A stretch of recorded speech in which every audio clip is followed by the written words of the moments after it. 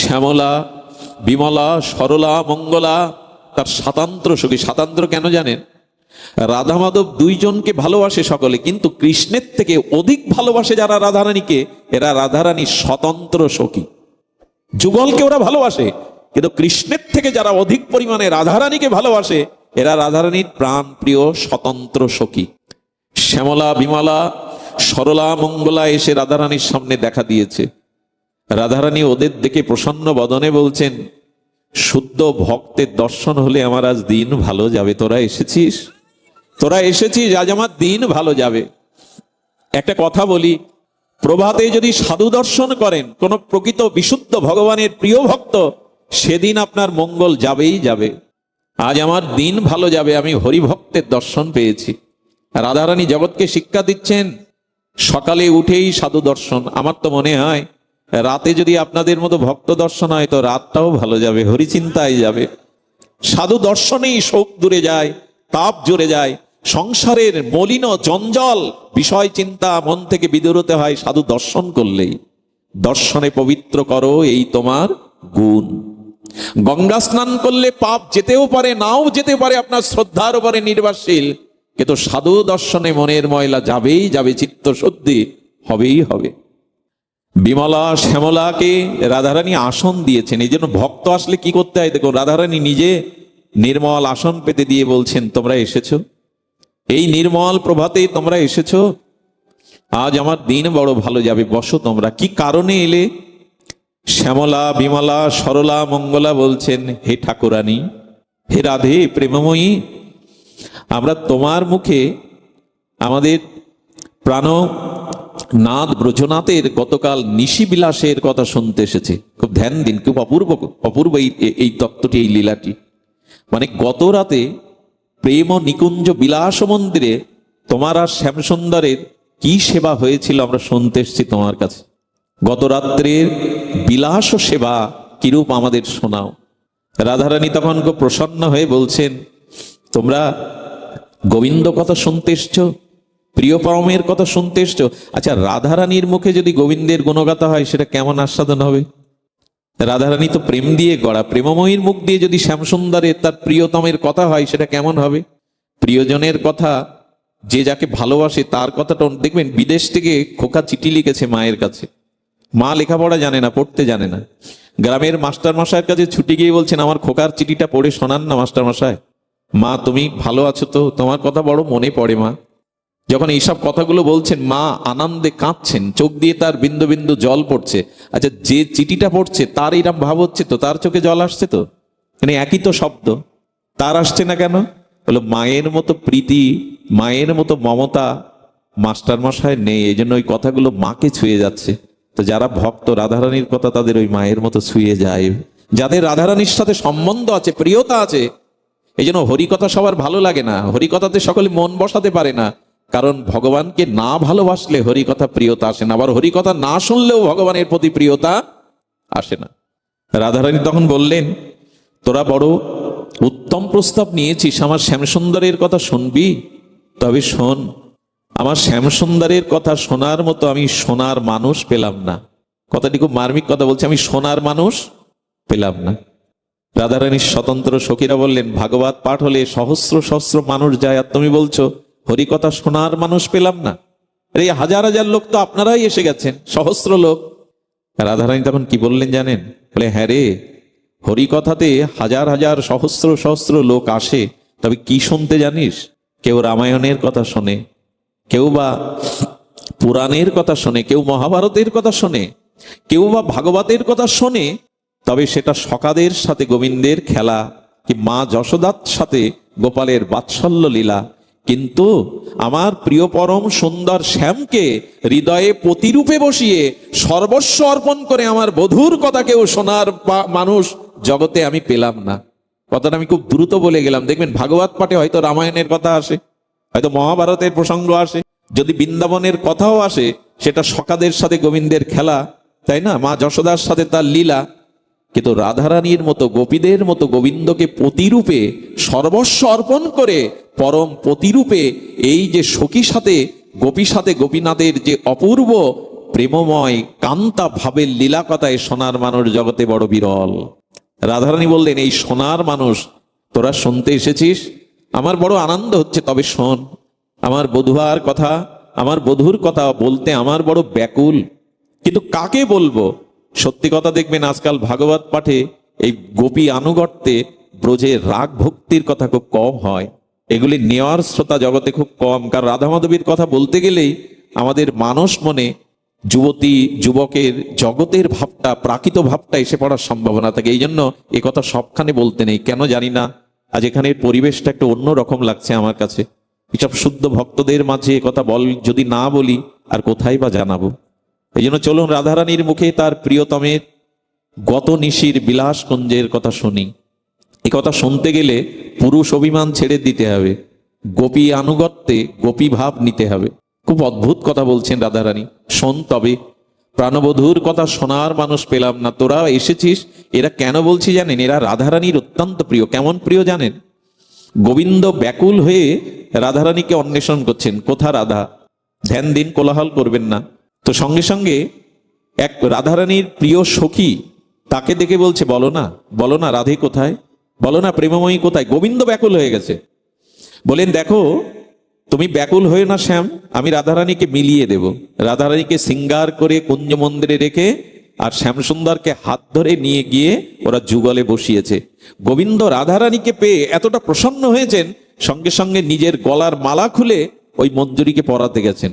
মঞ্জুরি বলছে, কানাই তোমার গলার মালা আমি পরবো না। আচ্ছা, এমন হতে পারে আপনাকে যদি স্বয়ং গোবিন্দ নিজের গলার মালা খুলে দিতে যায়, আপনি বলবেন আমি নেব না? রাধারানীর এই স্বতন্ত্র সখী মঞ্জুরির ভাবনা দেখে বলছে, শ্যাম ও মালা আমি জীবনেও নেব না। বলে, কেন? আমি আমার গলার মালা তোমাকে দিচ্ছি, তুমি রাধারানীকে মিলিয়ে দিয়েছ। বলেন, রাধারানীর গলায় যদি প্রসাদী হয় তবেই নেব, তোমার প্রসাদী মালা আমরা ধারণ করি না। একটা কথা বলি, এরা রাধারানীর প্রতি কেন এত স্বতন্ত্র কেন জানেন? কোনো কালেই কৃষ্ণ প্রেম পাবেন না যদি রাধারানী কৃপা না করে। আরে দেবেটাকে, শ্যামকে কে মিলিয়ে দেবে? শ্যামের কৃপা কে দেবে? রাধা কৃপা না করলে শ্যাম কৃপা, গোবিন্দ কৃপা। এই জন্য তো ব্রজবাসীরা হা রাধে রাধে বলে কাঁদে কেঁদে বেড়ায়। রাধে মিলে, রাধে শ্যাম মিলা দে, রাধে তুমিই মিলিয়ে দিতে পারো শ্যামকে, আর কেউ দিতে পারবে না। আচ্ছা, গোবিন্দ তাম্বুল চর্চিত করছিলেন, পান, সেই পান কিছুটা অধরামৃত সখীকে বলছেন, তুমি মিলন করিয়ে দিয়েছো রাধারানীর সাথে, এই তাম্বুল নাও। বলে, আগেই বলেছি রাধারানীর প্রসাদী ছাড়া আমরা জীবনে কিছু গ্রহণ করি না বাবা। সেই সখীদের আজ রাধারানী গত নিশির বিলাস কথা বলছেন। আমি বারবার প্রস্তুতিটা, ভূমিকাটা নিচ্ছি কেন জানেন? রক্তমাংসের বুদ্ধি যেন আমাদের মনে না আসে, তাহলে অভিশাপ নামবে। ওইখানে রক্তমাংসের বুদ্ধি করে একথা শুনলে হবে না, ওখানে প্রেমময় প্রেমময়ের লীলা শুনতে হবে। রাধারানী বলছেন, শোন। রাধারানী শুরু করেছেন, ওরে কাল নিকুঞ্জ প্রেম মন্দিরে বধূ আর আমি এক শয্যায় শয়ন করেছিলাম, জানিস রে আমার বধূ পরশমণি। রাধারানী বললেন, আমার বধূ পরশমণি? ওরে শ্যামলা, ওরে বিমলা, আমি এমন ছিলাম না, আমার এত অনুরাগ ছিল না। আমার বধূ পরশমণি, বধূর ছোঁয়াতে আমি এত অনুরাগ পেয়েছি, এত প্রেমময় অনুরাগ পেয়েছি, আমি এমন ছিলাম না। পরশ পাতরের স্পর্শে যেমন লোহা সোনা হয়, বধূর পরশে আমি অনুরাগিনী হয়েছি। ভগবানের একটু সেবা, একটু প্রেম, একটু ভক্তি আমাদের কি করে জানেন? পরশ পাতরের মতো এই অঙ্গকে সোনা করে দেয়। কেমন জানেন? পুতনার লাশটাকে খণ্ড খণ্ড করে ব্রজবাসীরা চিতা জ্বালিয়ে দিয়েছিল। সেই চিতা থেকে এক দিব্য অপার্থিব দিব্য গন্ধ সমস্ত ব্রজকে, বাতাসকে আমোদিত করছিল। ব্রজবাসীরা বলছে, পুতনা রাক্ষসী, শিশু ঘাতিনী, পাপিয়সী, তার চিতা থেকে এই দিব্য গন্ধ আসছে কেন? পূর্ণমাসী দেবী বলেছিলেন, গোবিন্দকে কালকূট বিষ স্তনে করে পুতনা হত্যা করতে যায়, আর গোবিন্দ তার ওষ্ঠ দিয়ে, অধর দিয়ে পুতনার স্তনকে একটু স্পর্শ করেছিল। তাই গোবিন্দের অধরামৃত স্পর্শে পাপিয়সী পুতনার দেহটা দিব্য সুগন্ধময় হয়ে গেছে, সেই সুগন্ধের বাতাস বইছে। রাধারানী বললেন, আমি এমন ছিলাম না রে, আমার এমন অনুরাগ ছিল না। বধূর পরশমণির পরশে আমি অনুরাগিনী হয়েছি। একটি জিনিস দেখ যায়, অনুরাগের একটা রং আছে। রাধারানী বললেন, বধূর পরশে আমি এমন ছিলাম না রে, এখন যেমন দেখছিস আমার অনুরাগিনী হয়ে গেছে। রাধারানী বললেন, তার পরশ এই অনুরাগের ছোঁয়া পেয়েছে। আরো শুনবি তোরা? শুনুন আপনারা প্রাণ দিয়ে। বলে, জানিস বধূ আমাকে পালঙ্কে রাখেনি সারা রাত, বধূ আমাকে পালঙ্কে রাখেনি। কোথায় রেখেছিল জানিস? পালঙ্কে আমার কোমল অঙ্গ ব্যথা পাবে বলে বধূ সারা রাত আমাকে হৃদয়ে রেখেছিল, পালঙ্কে রাখেনি। আগেই বলেছি, একথা শুনতে গেলে বাইরের দৃষ্টি দূরে সরিয়ে দিন। রাধা কৃষ্ণকে এখানে রক্ত মাংসের কিছু ভাবলেই কিন্তু অভিশাপ নেমে আসবে। খুব সতর্ক হয়ে শুনতে হবে। রাধারানী বললেন, বধূ আমায় এত ভালোবাসে, আমাকে পালঙ্কে রাখেনি, সারা রাত আমাকে হৃদয়ে রেখেছে। হৃদয়ে রাখার জিনিস তো রাধারানী, আমরাই শুধু তাকে হৃদয়ে নিতে পারলাম না। এ হৃদয়ে আছে অনন্ত জন্মের ভোগ বাসনা, কামনা, কাম, ক্রোধ। গোবিন্দ বলছেন, প্রেমময়ীকে হৃদয়ে নাও, আর কিছু হৃদয়ে রেখো না, বাধা হয়ে দাঁড়াবে। হরি কথা কেন শুনতে হয় জানেন? অনেক জন্মের আবর্জনা জমে গেছে হৃদয়ে। এটি হরিকথা কর্ণ দিয়ে হৃদয়ে প্রবেশ করলে ধুয়ে যাবে, মুছে যাবে। এই জন্য ভগবানের কথা ভক্ত সঙ্গে শুনতে হয়। এই জন্য এরা নরসিংদী থেকে চলে এসছে, কত দূর থেকে, কেন জানেন? হরিকথা শ্রবণ করলেই অনন্ত জন্মের দুর্বাসনা যাবে, কাম বাসনা চলে যাবে। এখানে দেখবেন এখন যে পরিবেশ, এখন কেউ অসৎ চিন্তা করার ক্ষমতাও রাখে না। এর মধ্যে যারা বসেছেন না, যারা খুব একটু শ্রদ্ধা, বিশ্বাস, আনুগত্য নিয়েছেন হরিকথার, এর মধ্যে কোনো বিকার আসার সম্ভাবনা কারো নাই।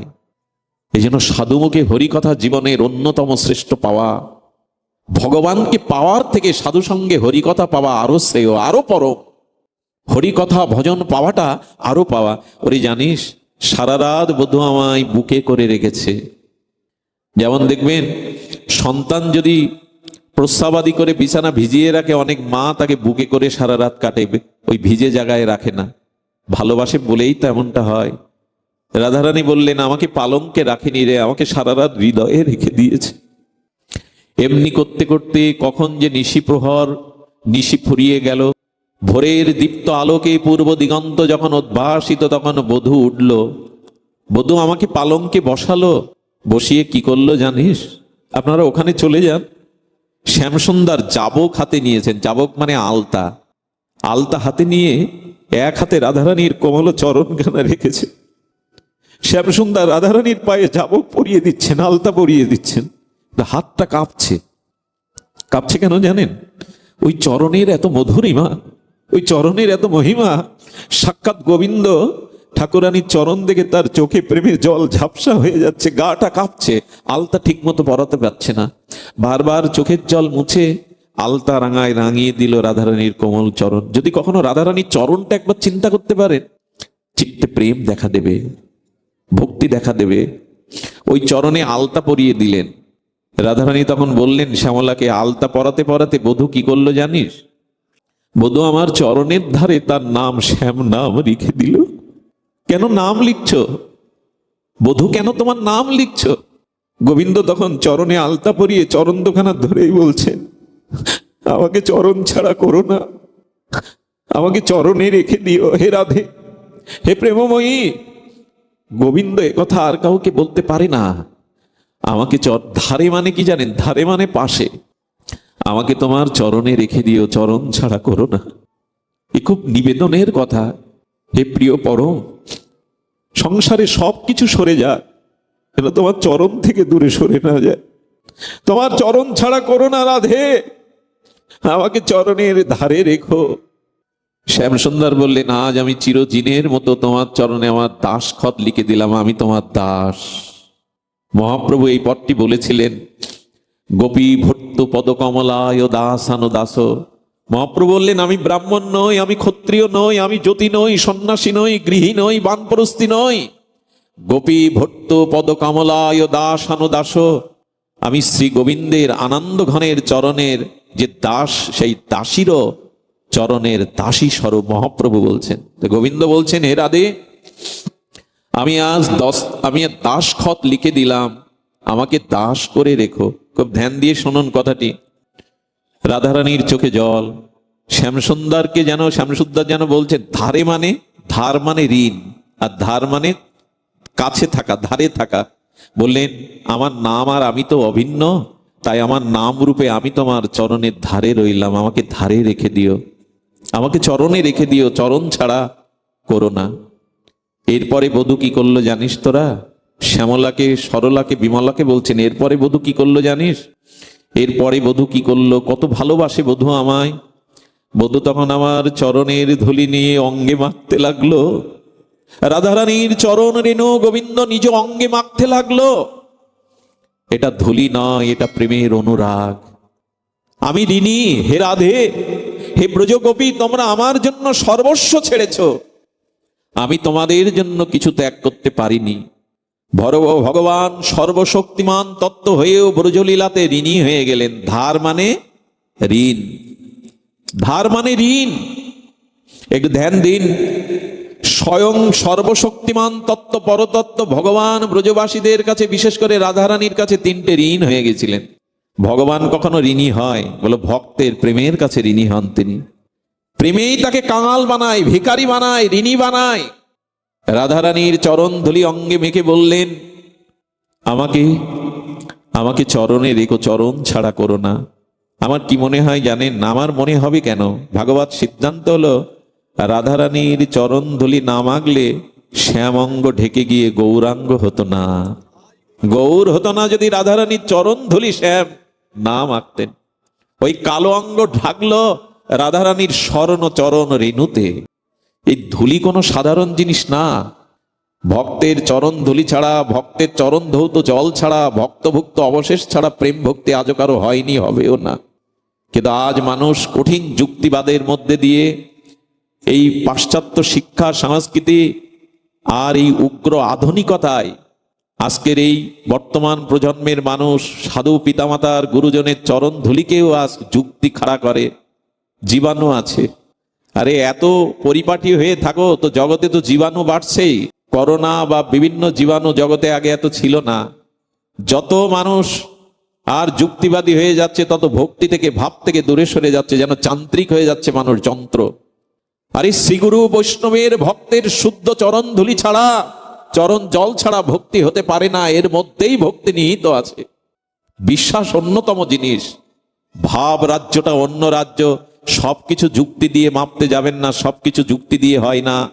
মা বলে দেয়, খোকা এই তোর পিতা, এই তোর বাবা, এখানে যুক্তি খাটাতে যাবেন না, পরীক্ষা নিতে যাবেন না। ওই মায়ের কথাই বিশ্বাস করতে হবে, এই তোমার পিতা। সব জায়গায় যুক্তি খাটে না। আজ আমরা বড় যুক্তিবাদী হয়ে গেছি। বৃন্দাবনে দেখেছি, মহাত্মারা তো কাউকে চরণ ধুলি দেন না। তারা যে ধুলির পরে হেঁটে যায়, ওইখানের ধুলি নিয়ে গড়াগড়ি দেয় তারা। যদি করুণা হয়, যদি কৃপা হয়। শ্রী রাধা ঠাকুরানীর প্রেমময়ীর চরণ রেণুতে শ্রী গোবিন্দ অঙ্গে মাখতে লাগলেন। গত নিশির এই প্রসঙ্গ বলছেন। সখীগণ তখন বলছেন, শ্যামসুন্দরীর আর এই বিলাস নিশির কথা শুনতে কেন আমাদের কোটি কান দিল না রাধে? এ কথা কি এই দুটি কানে শুনে পোষায়? এই দেখুন, হরিকথা শ্রবণের লালসা বলছেন, কেন কোটি কর্ণ দিল না? কই আমাদের তো এরকম মনে হয় না? আরো আরো যদি কর্ণ পেতাম, আরো যদি এই অমৃত কথা শুনতে পেতাম। রাধারানী তখন বললেন, তোদের যেমন কোটি কর্ণ পাওয়ার ইচ্ছা হচ্ছে শোনার, আমারও বলবার জন্য যদি কোটি মুখ পেতাম, কোটি বদন পেতাম, তবে বধূর কথা বলে আমি হয়তো তৃপ্তি পেতাম। শুধু আগ্রহ আমাদের জাগলো না। তবে আপনাদের এই অঞ্চলটা জেগেছে বলতে হয়।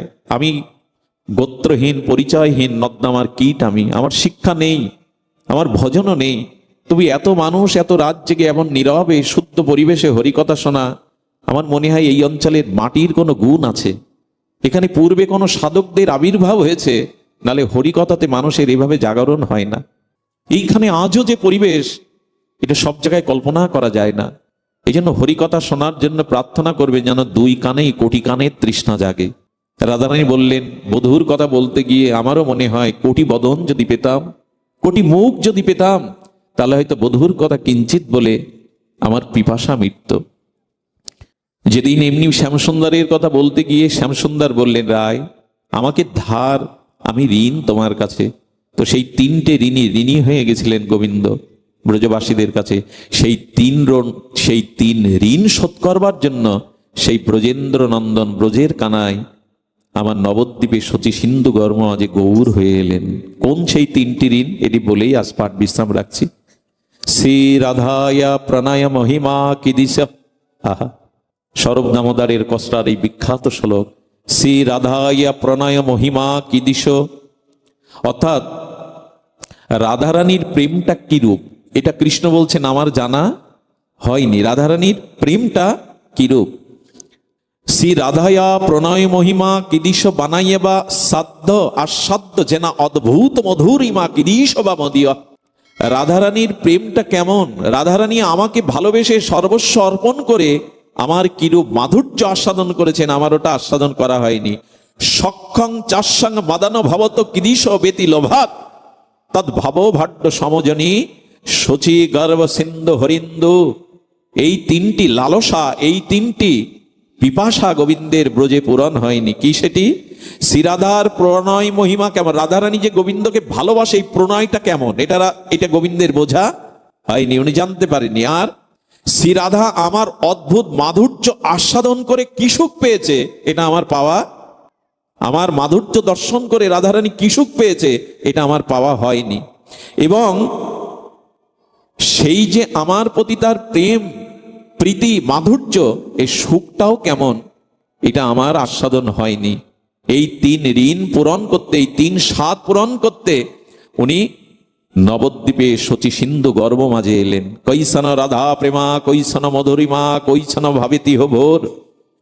এ তিন বাঞ্ছিত ধন ব্রজে না হইল পূরণ, ভাবিয়া না পাইল ওর। ভাবিয়া দেখুন মনে শ্রীরাধার স্বরূপ বিনে, এ বাসনা পূর্ণ কভু নয়, তাই রাধা ভাব কান্তি ধরি রাধা প্রেম গুরু করি নদিয়াতে হলেন উদয়। রাধা ভাব কান্তি নিয়ে গৌর উদয় হলেন এই প্রেম আস্বাদনের জন্য। এই জন্য মহাপ্রভু এসে আর সেই রায় ঋণ শোধ করতেই বলেছিলেন, হে রাধে, তোমরা যেমন আমার জন্য সর্বস্ব ত্যাগ করেছ, আমি নদিয়ায় গিয়ে শচী সিন্ধু গর্ভ মাঝে অবতীর্ণ হয়ে আমিও সংসার সুখকে জলাঞ্জলি দিয়ে আমিও তোমাদের মতো চোখের জলে হা রাধে হা গোপী বলে কাঁদবো। আমি সারাটি জীবন হা রাধে হা গোপী বলেই কাঁদবো। এই জন্য অনুরোধ করব, সেই রাধা ভাবকান্তি নিয়ে মহাপ্রভু এসেছেন। আমরা মহাপ্রভুর নিতাই চরণ যদি আশ্রয় না করি, ওই রাজ্যে পৌঁছাতে পারবো না। কে জানতো রাধা রানীকে, কে জানতো বৃন্দাবনকে, কে জানতো রাধা প্রেমকে, কে জানতো নিকুঞ্জ মন্দিরের প্রেম সেবা, যদি গৌর না হতো কেমনে হইতো, কেমনে ধরিতাম দে রাধার মহিমা প্রেম রসসীমা, জগতে জানাতো কে যদি গৌর না হইতো। মধুর বৃন্দা বিপিন মাধুরী প্রবেশ সাতুরী সার, কে বা নিকুঞ্জ প্রেম মন্দিরে প্রবেশ করাতো যদি গৌর না হতো, নিতাই না হতো। এই জন্য আমাদের বাঙালি সনাতনী হিন্দুদের জীবনে গৌর নিতাইকে আমাদের অবশ্যই হৃদয়ের ধন করে রাখা উচিত। নিতাই গৌর ছাড়া আমরা এই হরিনাম পেতাম না, ভাগবত পেতাম না, যুগল সেবা পেতাম না, শ্রীধাম বৃন্দাবনের রাধা তত্ত্ব জানতে পারতাম না। এটা নিতাই এবং গৌরের অবদান। এই জন্য নিতাই গৌর চরণ আশ্রয় করেই আমাদের ভজন পথে অগ্রগামী। সত্যং সত্যং পুনঃ সত্যম সত্যমেব পুনঃ পুনঃ। পদ্মপুরাণে কি শ্লোক দিচ্ছেন দেখুন, বিনা রাধা প্রসাদিন মাত প্রসাদন বিদ্যাতে, বিখ্যাত এই শ্লোক। ভগবান শ্রীকৃষ্ণ বললেন, সত্য সত্য পুনঃ ত্রিসত্য করে আমি বলছি, রাধারানীর কৃপা ব্যতীত স্বতন্ত্রভাবে কেউ আমার কৃপা পায়নি, পাবে না, পাওয়ার সম্ভাবনাও নাই। গোবিন্দ বলছেন সত্য সত্য পুনঃ সত্য করে বলছেন ত্রিসত্য। রাধারানীর কৃপা ব্যতীত স্বতন্ত্রভাবে আমার কৃপা কোনো কালে পাওয়া যাবে না। গোবিন্দ বলছেন, যখনই কেউ রা উচ্চারণ করে আমি তার দিকে চেয়ে থাকি। এই জন্য যদি রাধা বলে আমি তার পেছনে ছুটে বেড়াবো। গোবিন্দ বলছেন আমি তার পেছনে ছুটে বেড়াবো। কেন? বলে